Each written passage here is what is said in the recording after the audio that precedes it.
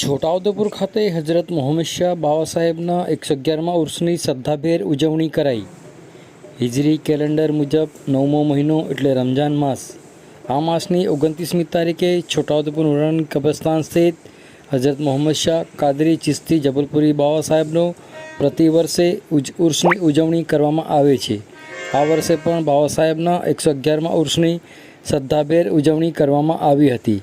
અસરની નમાજ બાદ ભગત પરિવાર નિવાસ સ્થાનેથી સંદલ ચાદરનો જુલુસ નીકળી દરગાહ ખાતે પહોંચ્યું હતું, જ્યાં સંદલ ગિલાબ ચાદર સલાતો સલામ ફાતિહાખાની કરવામાં આવી હતી। ભગત પરિવાર દ્વારા દરગાહ ખાતે પવિત્ર રમજાન માસ નિમિત્તે રોજદારો માટે સમૂહ રોજા ઇફતારીનું આયોજન પણ કરવામાં આવ્યું હતું। આ પ્રસંગે મોટી સંખ્યામાં મુસ્લિમ બિરાદરો ઉપસ્થિત રહ્યા હતા।